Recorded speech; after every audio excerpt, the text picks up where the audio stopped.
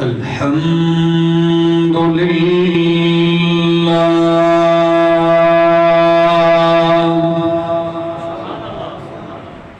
الحمد لله رب العالمين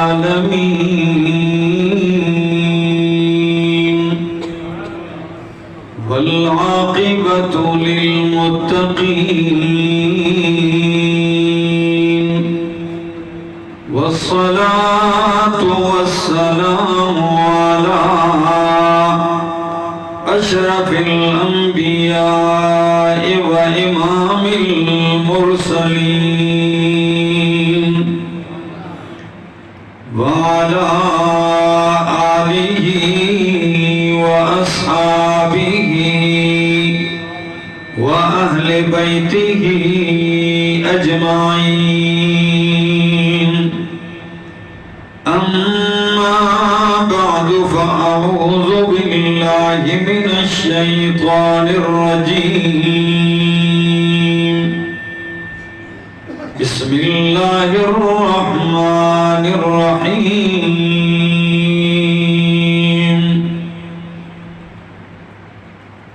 يا أيها الناس ضرب مثل فاستمعوا له إن الذين تدعون من دون الله لن يخلقوا ذبابا ولو اجتمعوا له وإن يسلبهم الذباب شيئا لا يستنقذوه منه ضعف الطالب والمطلوب ما قدر الله حق قدره إن الله لقوي عزيز. وقال تعالى إن الله لا يغفر أن يشرك به ويغفر ما دون ذلك لمن يشاء. سبحان ربك رب العزة عما يصفون وسلام على المرسلين والحمد لله رب العالمين.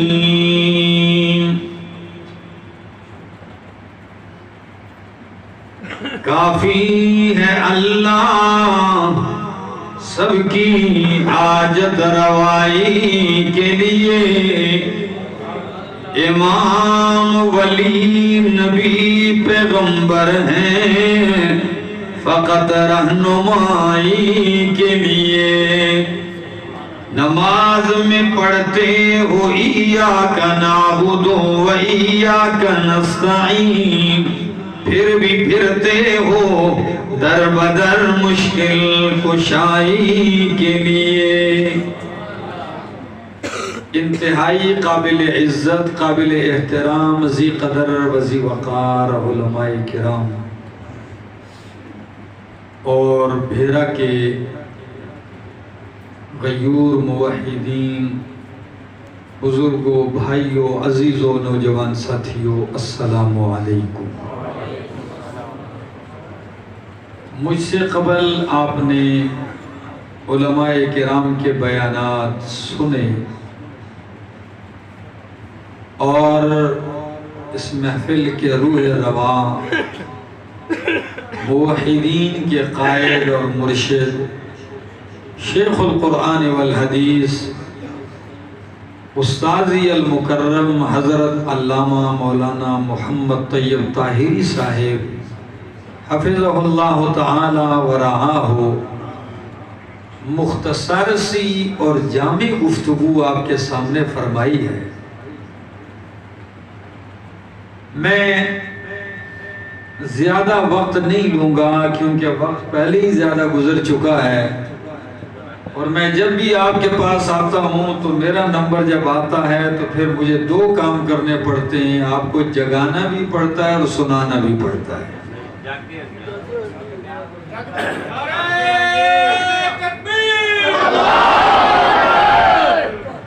تو دوستو،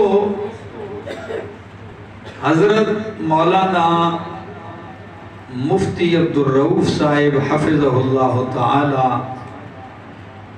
اور مولانا قاری محمد اشرف صاحب اور ان کے فرزندان حافظ سہیل صاحب اور حافظ انس صاحب، ان کی محبت اور خلوص ہے، کوشش ہے کہ سال کے اندر 6 مہینے 7 مہینے بعد کوئی ایسا موقع تلاش کرتے ہیں کہ آپ کو اکٹھا کیا جائے اور کسی بہانے آپ کو رب کا قرآن اور اللہ کی توحید سنائی جائے۔ تو کیا توحید سننا پسند کریں گے؟ تو سننا چاہتے ہیں؟ بولو سبحان اللہ۔ میرے دوستو، لفظ توحید اتنا میٹھا بول ہے، اتنا میٹھا کلمہ ہے کہ ہر بندہ چاہتا ہے کہ میں موحد ہوں اور مجھے موحد کہا جائے، مجھے مشرک نہ کہا جائے۔ لیکن مسئلہ توحید اتنا کڑوا ہے کہ جب بیان کیا جاتا ہے تو اس کی کڑواہٹ کئی لوگوں کو ہضم نہیں ہوتی۔ دوائی عموماً کڑوی ضرور ہوتی ہے، لیکن جب وہ حلق سے اتر جائے تو اس کا اثر شفا کی صورت میں، علاج کی صورت میں بڑا اچھا ظاہر ہوتا ہے۔ تو جن لوگوں کے دل میں مسئلہ توحید اتر چکا ہے، اللہ گواہ ہے، جتنی بھی لمبی تقریریں کوئی کر لے، لیکن اگر بیچ میں رب کی توحید نہ سنائے تو ان کو مزہ نہیں آتا۔ وہ کہتے ہیں توحید ہی نہیں سنائی۔ سارے انبیاء کا اتفاقی مسئلہ ہے، وہ مسئلہ توحید ہے۔ کیا ہے؟ لوگ کہتے ہیں اس مسئلے پہ چاروں ائمہ کا اتفاق ہے، اس مسئلے پہ محدثین کا اتفاق ہے، اجماعی ہو گیا، اس پہ علماء کا اتفاق ہے، اجماعی ہو گیا، اس پہ صحابہ کا اتفاق ہے۔ میں کہتا ہوں مسئلہ توحید پہ 1.25 لاکھ انبیاء کا اتفاق اور اجماع ہے۔ یہ وہ اجماعی عقیدہ ہے جس سے بڑھ کر کوئی اجماعی اور اتفاقی عقیدہ اور ہے ہی کوئی نہیں ہے۔ یہی وہ اہم مسئلہ ہے جس کے لیے اللہ نے مجھے اور آپ کو پیدا کیا ہے۔ اور قرآن کیا کہتا ہے سورہ ذاریات میں؟ وَمَا خَلَقْتُ الْجِنَّ وَالْإِنسَ إِلَّا لِيَعْبُدُونَ۔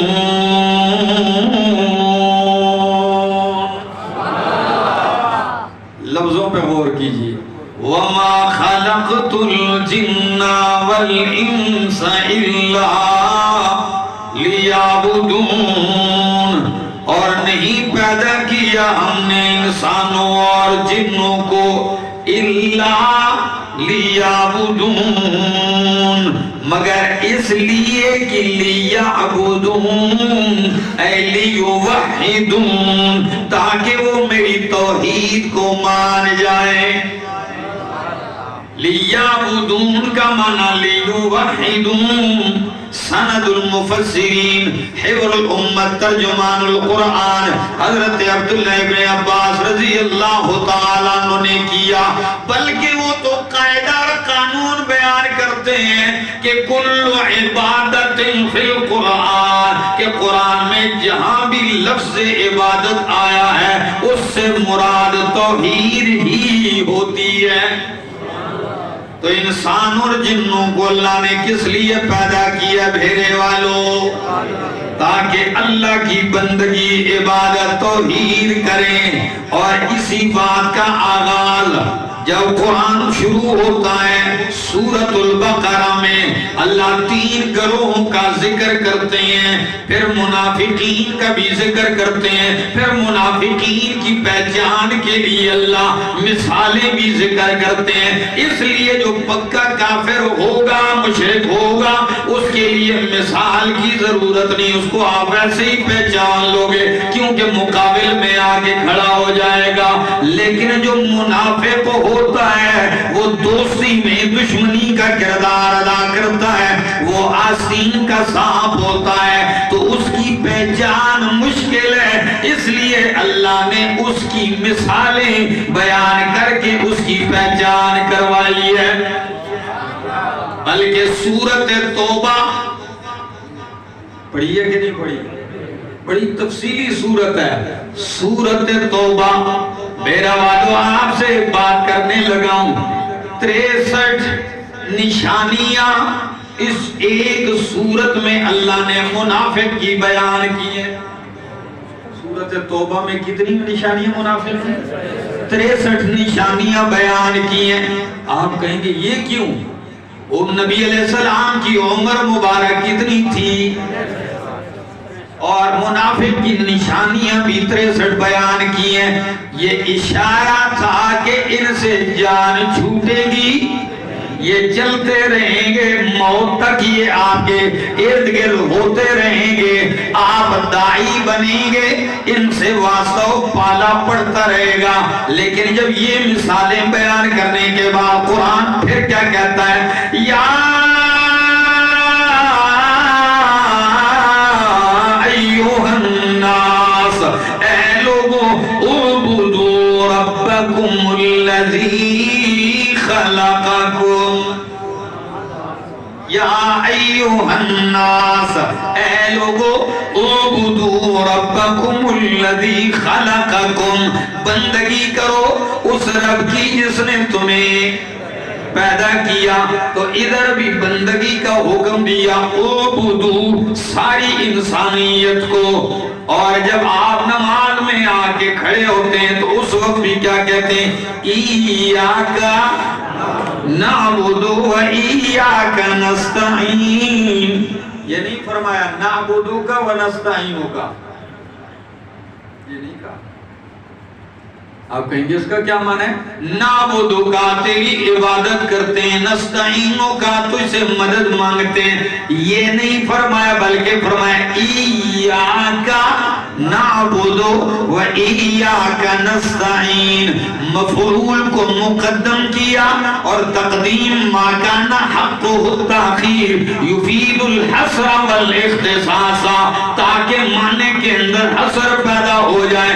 ایاک نعبدو، حبر الامت ترجمان القرآن عبداللہ بن عباس معنی کرتے ہیں اے نخصک بالعبادت والاستعانہ، اللہ ہم اپنی عبادت کے ساتھ خاص تجھے ہی خاص کرتے ہیں،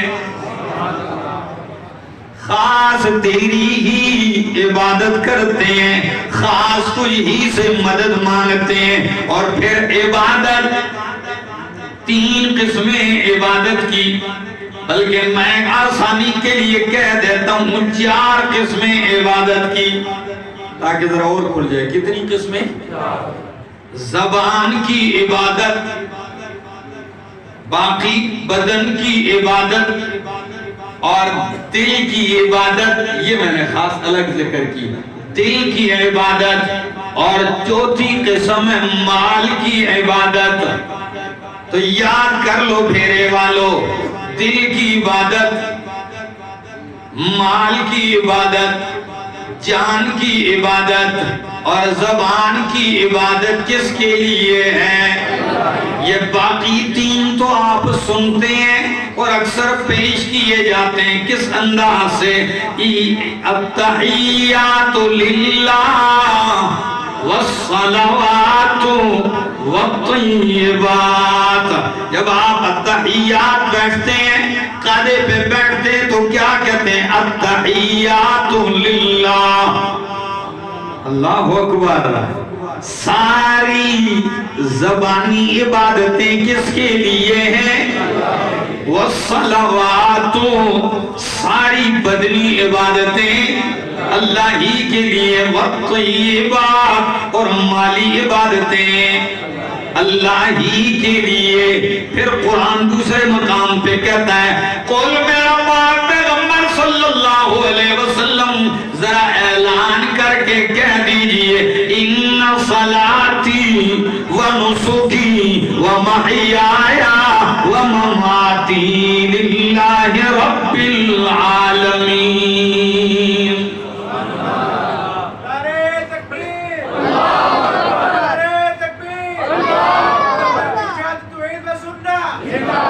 کچھ اس آدمی کا بھی تو ساتھ میں دینا چاہیے جو رات کے اس پیر بھی تمہیں جگانے کی کوشش کر رہا ہے۔ قل ان صلاتی، میرا پیغمبر کہہ دیجئے میری نماز، و نسکی میری قربانی، و محیایا میرا جینا، و مماتی میرا مرنا، للہ کس کے لیے؟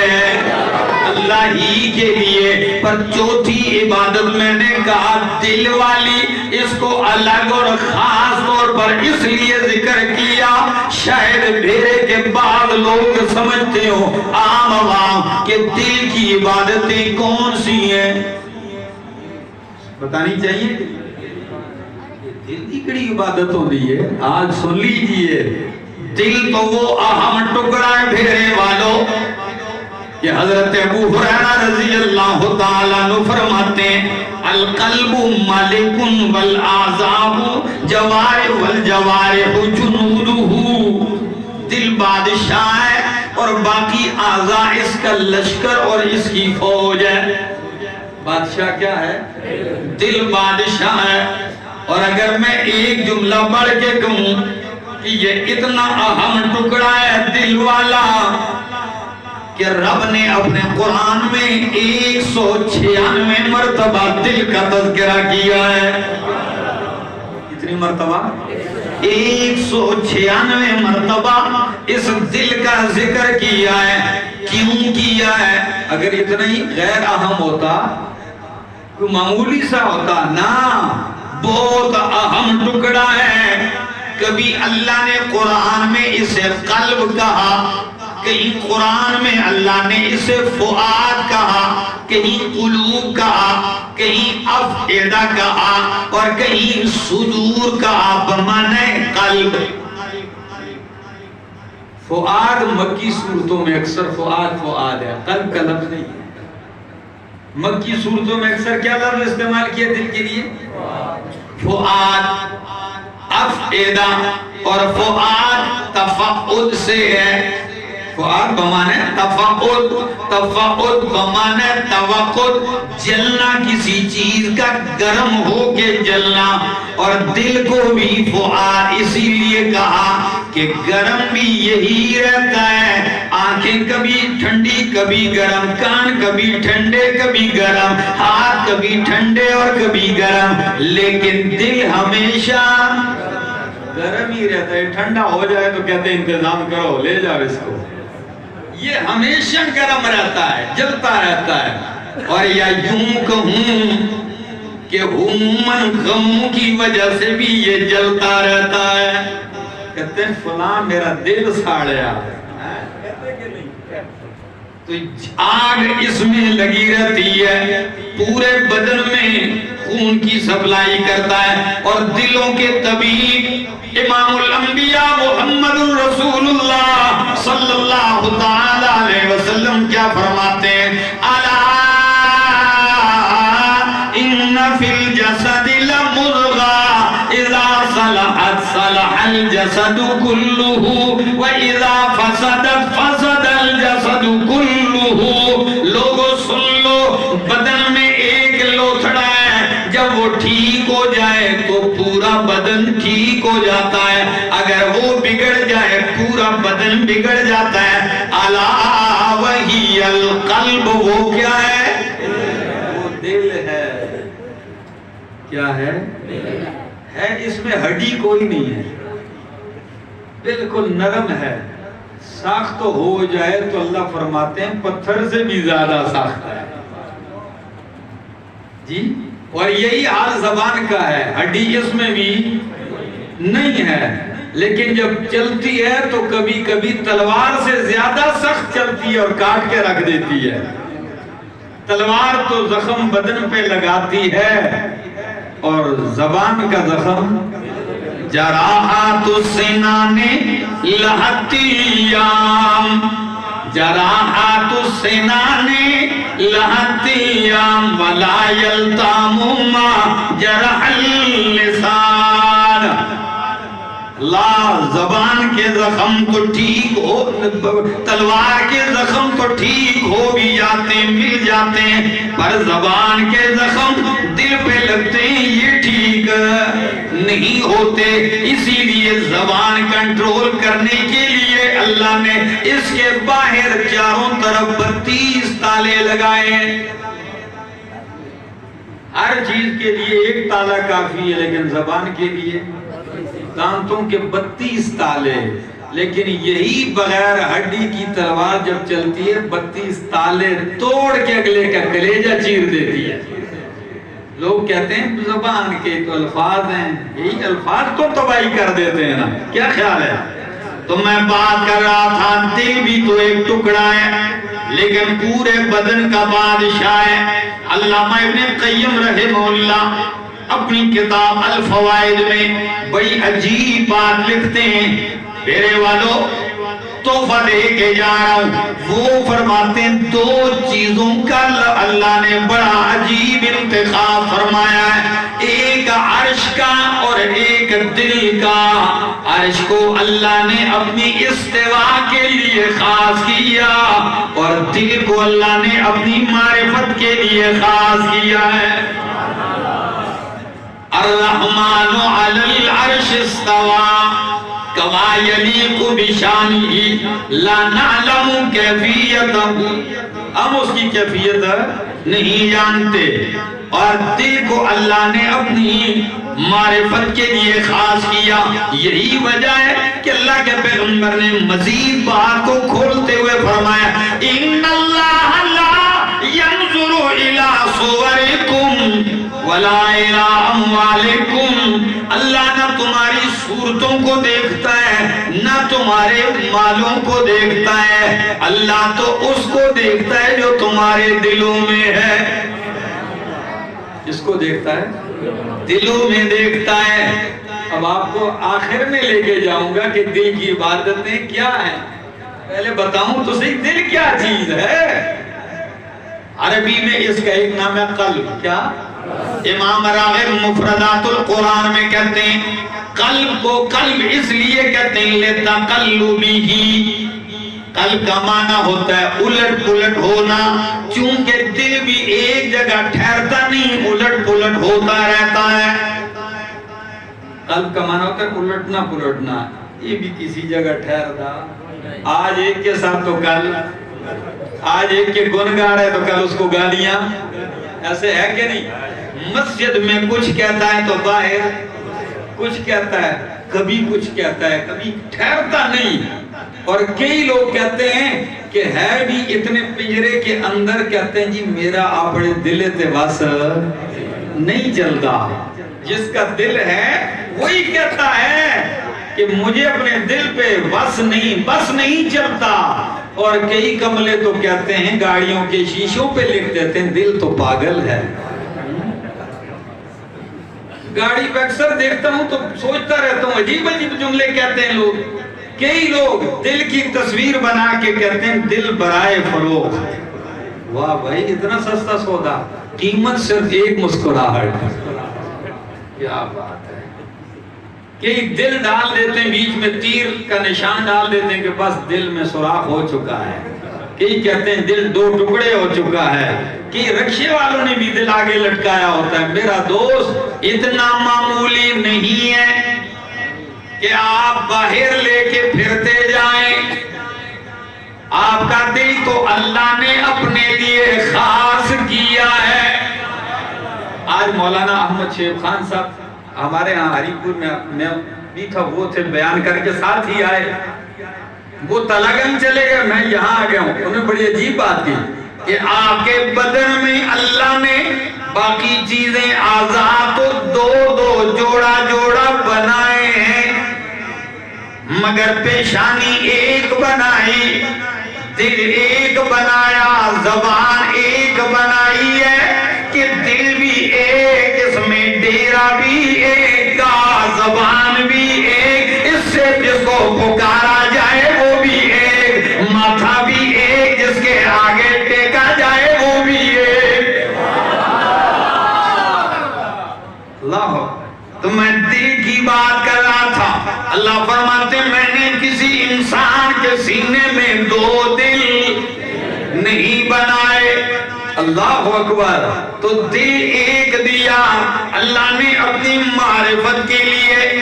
کسی نے پوچھا نا حضرت ابراہیم خلیل اللہ علیہ السلام سے، کیف کنت خلیلا، بندے تو رب کے اور بھی بڑے تھے، اللہ نے آپ کو خلیل بنایا، آپ نے کیا کیا ہے؟ کس وجہ سے مقام خلت پہ آپ فائز ہو گئے؟ رب نے خلیل بنا دیا، کیا کہنے لگے؟ بذلت نفسی للنیران وولدی للقربان ومالی للضیفان وقلبی للرحمن۔ رب نے مال دیا، مہمانوں پہ لگایا، رب نے اولاد دی، چھری چلائی، اللہ اکبر، اسماعیل علیہ السلام کی گردن پہ چھری چلائی رکھی، اور رب نے بدن دیا، جان دی، اسی کی خاطر شولوں میں ڈالی، اور رب نے دل دیا تو وہ بھی پاس نہیں رکھا، وہ بھی رب کے حوالے کر دیا کہ اللہ تو نے دل دیا، اس دل میں اب تو ہی تو ہے۔ اور مجذوب نے کتنے پیارے انداز میں کہا کہ ہر تمنا دل سے رخصت ہو گئی، ہر تمنا دل سے رخصت ہو گئی، اب تو آجا، اب تو خلوت ہو گئی، ایک ان سے کیا محبت ہو گئی، ساری دنیا ہی سے وحشت ہو گئی، لاکھ جڑکوں اب کہاں پھرتا ہے دل، ہو گئی اب تو محبت ہو گئی۔ دل اتنا اہم ٹکڑا ہے آپ کے بدن میں، تو دل کی عبادت بھی کس کے لیے ہونی چاہیے؟ دل کی عبادتوں میں اہم ترین چیز ایمان ہے، اور وہ دل میں ہوتا ہے۔ ایمان کہاں ہوتا ہے؟ معمولی چیز ہے۔ اللہ اکبر۔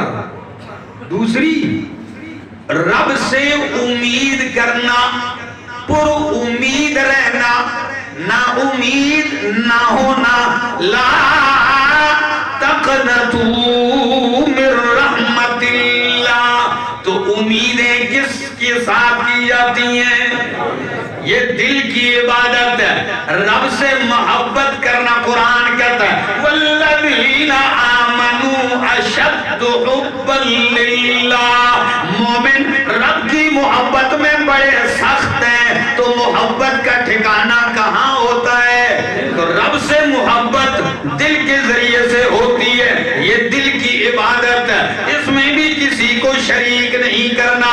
خوف رکھنا، یہ ڈر کہاں رکھا جاتا ہے؟ کہتے ہیں دل ڈر گیا، تو یہ کس کا ڈر ہونا چاہیے؟ تو یہ دل کی عبادتیں، توکل کرنا، بھروسہ کرنا، یقین کرنا، اچھا گمان کرنا، یہ ساری عبادتیں۔ آپ کہیں گے یہ کہاں ہے میرا دوست؟ یہ ساری حدیثوں میں ہے۔ توکل عبادت ہے، قرآن نے ذکر کیا ہے۔ تو توکل کس کے ذریعے ہوتا ہے؟ دل کا بھروسہ ہے، حسن ظن، اللہ پر گمان۔ قرآن کہتا ہے وَمَا ظَنُّكُمْ بِرَبِّ الْعَالَمِينَ، لوگو تمہارا رب العالمین کے بارے میں کیا گمان ہے؟ تو گمان بھی بہت بڑی اہمیت کی چیز ہے۔ اور حدیث سنانے لگا ہوں میرے والو، اللہ کے محبوب پیغمبر صلی اللہ تعالی علیہ وسلم فرماتے ہیں ان حسن الظن باللہ تعالی من حسن العبادہ، اللہ پہ اچھا گمان رکھنا بہترین عبادت ہے۔ تو گمان کہاں رکھا جاتا ہے؟ حسن ظن۔ یہ ساری دل کی تو عبادت ہے میرا دوست۔ اور اللہ بھی فرماتے ہیں، حدیث قدسی ہے، انا عند ظن عبدی بی، میں اپنے بندے کے ساتھ ویسا ہی معاملہ کرتا ہوں جیسا وہ مجھ سے گمان رکھتا ہے۔ تو ان ظن بی خیرا فلہ خیر، اگر گمان اچھا کرتا ہے تو میں اس کے ساتھ معاملہ بھی ویسا ہی کرتا ہوں۔ وَإِن ظَنَّ بِي شَرًّا فَلَهُ، اگر گمان اچھا نہیں تو معاملہ جیسے وہ گمان کرے گا اسی طرح ہوگا۔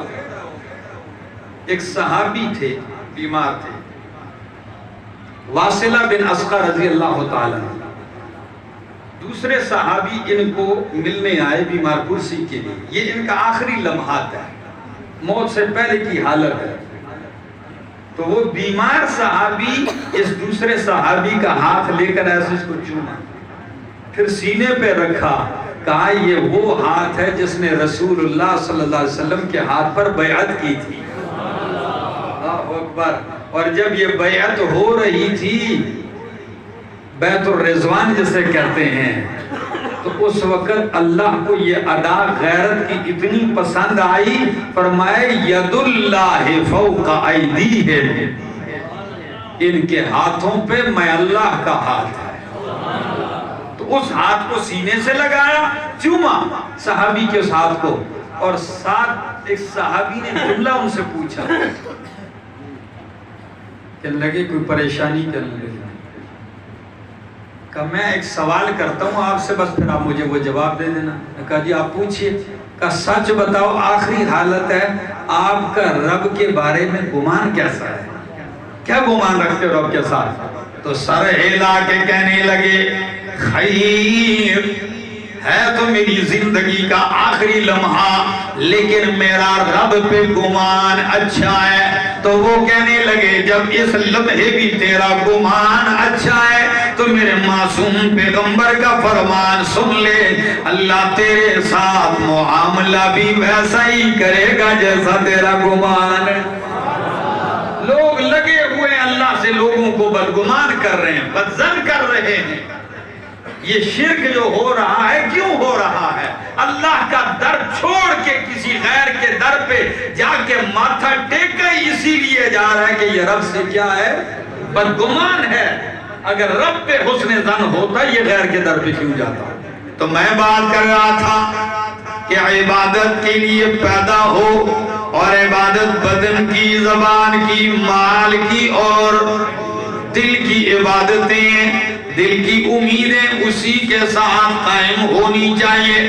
مرتے مر جا، رب سے نا امید اور مایوس ہونے کی گنجائش نہیں ہے۔ حضرت یوسف علیہ السلام گم ہو گئے ہیں، سال گزر چکے ہیں، لیکن یعقوب علیہ السلام بیٹوں سے کیا کہتے ہیں؟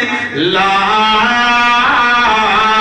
تیأسوا من روح اللہ، او میرے بیٹو اس مدت کو دیکھا جائے تو یوں لگتا ہے جیسے تم کہتے ہو قمیص خون میں رنگین کر کے آئے ہو۔ مان تو لینا چاہیے کہ واقعی میرا یوسف ختم ہو گیا، لیکن جب رب کی رحمت کی طرف دیکھتا ہوں تو دل کہتا ہے میرے یوسف کا بال بھی ضائع نہیں ہوا۔ لا تیأسوا من روح اللہ، اللہ کی رحمت سے مایوس نہ ہو۔ آپ کہیں گے کیوں، کیسے مایوس نہ ہو؟ اس کی رحمت تھوڑی نہیں ہے، تیرے گناہ زیادہ ہیں تو اس کی رحمت کو بھی کبھی کوئی ٹھکانہ نہیں ہے۔ حدیث بخاری کی سنانے لگا ہوں، جھوم جاؤ گے؟ سنا دوں؟ سنیں گے کہ نہیں؟ سنیے، نبی علیہ السلام نے فرمایا رب نے اپنی رحمت کو 100 حصوں میں تقسیم کیا۔ کتنے حصوں میں؟ 100 حصوں میں تقسیم کیا۔ ایک حصہ رحمت پوری دنیا پہ تقسیم کر دی، 99 حصے رحمت کے اپنے پاس رکھ لیے.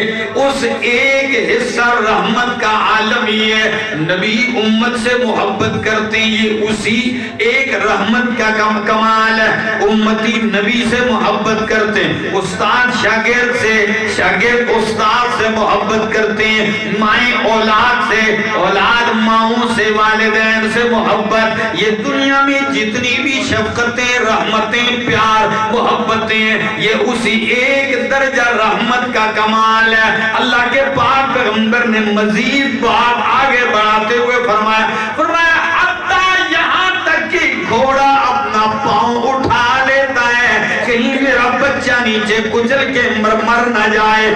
یہ بھی اسی ایک رحمت کا حصہ ہے. جب اس ایک رحمت حصے کا یہ کمال ہے, جب قیامت کا دن آئے گا اللہ 99 حصے رحمت جو باقی ہے وہ بھی کھول کے رکھ دیں گے. اللہ اکبر. تو لا تیأسوا من روح اللہ, اللہ کی رحمت سے مایوس. لیکن ایک بات یاد رکھ لیجئے, ہر بندہ اس رحمت کا آس لے کے بیٹھ سکتا ہے کہ میری نجات ہو جائے گی. ایک بندے کے لیے اللہ نے دروازہ بند کر دیا, فرمایا ان اللہ لا یغفر ان یشرک بہ ویغفر ما دون ذلک لمن یشاء. میرے بھائیو ایک جملہ کہوں, یاد رکھو گے. لوگ کہتے ہیں فلاں ایک بندہ نماز پڑھ بڑے تقوی کے ساتھ کھڑا ہے, بالکل گھنٹوں کھڑا ہے, لیکن نیت کیا ہے, یہ حاجی صاحب مجھے دیکھ لیں نماز اچھی پڑھتا ہے بس, اچھا اس لیے زیادہ عاجزی کے ساتھ نماز پڑھ رہا ہوں کہ فلاں دیکھ لے. سچ بتاؤ یہ عبادت قبول ہوتی ہے؟ اس میں کیا آ گیا؟ اتنا لفظ تو آپ سب کو آتا ہے, کیا آ گیا؟ ریاکاری. اس کو کیا کہتے ہیں؟ دکھلاوا. اور نبی اکرم صلی اللہ علیہ وسلم نے فرمایا دکھلاوا شرک اصغر ہے. کیا ہے؟ مزہ آئے گا اس جملے سے استدلال کا. دکھلاوا شرک اصغر ہے. جب شرک اصغر آ گیا رب وہ عبادت بھی قبول نہیں کرتا. تو جب بندہ شرک اکبر کرتا ہو پھر امید رکھتا ہو میری عبادت قبول ہوگی, تو ہوگی؟ کبھی نہیں ہوگی. سچ بتاؤ, کسی مردے کے سامنے سجدہ کرنا, کسی زندے کے سامنے سجدہ کرنا شرک اصغر ہے کہ اکبر ہے؟ بولو. تو پھر آپ غیروں کے سامنے سجدہ بھی کریں اور اس امید پر رہیں معافی ہوگی نا میرا دوست. ہاں کئی لوگ کہتے ہیں جی عبادت کا نہیں تعظیم کا ہے, یہ کہہ دیتے ہیں نا. میں نے کہا اگر تعظیم کا ہے پھر بھی حرام ہے. اس امت میں اللہ کے پاک پیغمبر صلی اللہ علیہ وسلم نے فرمایا اگر کسی انسان کے لیے دوسرے کا سجدہ جائز ہوتا تعظیم احترام کا تو میں بیوی کو حکم دیتا کہ وہ اپنے خاوند کو کیا کرے, لیکن اس کو بھی اجازت نہیں ہے.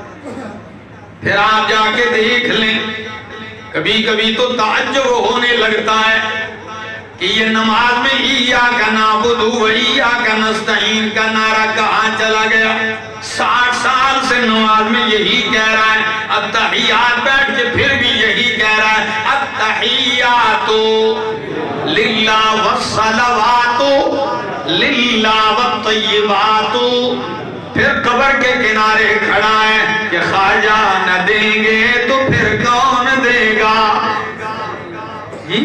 پھر قبر کے اوپر ماتھے رگڑ رہا ہے, سجدوں پہ سجدے کیے جا رہا ہے. میں تو اسی لیے کہتا ہوں کہیں نخل مرقد کی چھاؤں میں سجدے, کہیں مرنے والوں کے پاؤں میں سجدے, اشاروں میں سجدے, نگاہوں میں سجدے, یہاں اور وہاں خانقاہوں میں سجدے.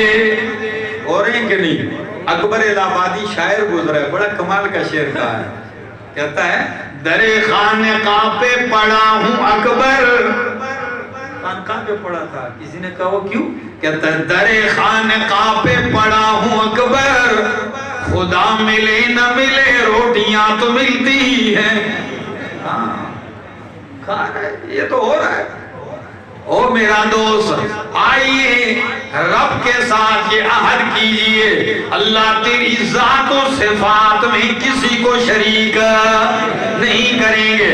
پکار کے لائق کون ہے؟ غائبانہ پکارے سننے والا کون ہے؟ سمیع الدعا کون ہے؟ یہی تو وہ بات ہے جو اللہ کے پاک پیغمبر ابراہیم علیہ السلام اپنے باپ کو سمجھا رہے ہیں. کہتے ہیں یا لما تعبد ما لا يسمع ولا يبصر ولا يغني عنك شيئا. کیوں ایسوں کی عبادت کر رہا ہے باجان؟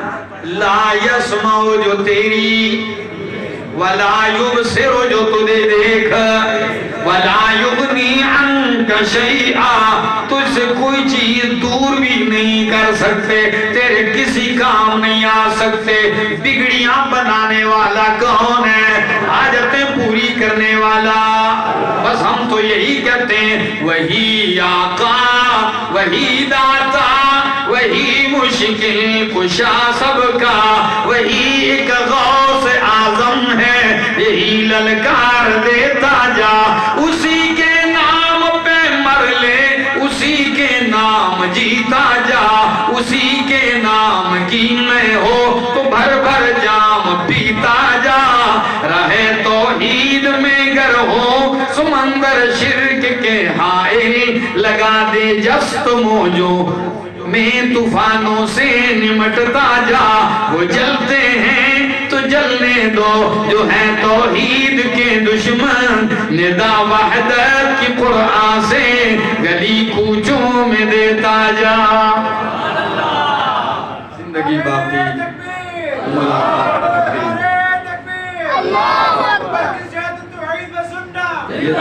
یہ تو ابھی گرم ہو گئے ہیں، بہرحال پھر ملیں گے.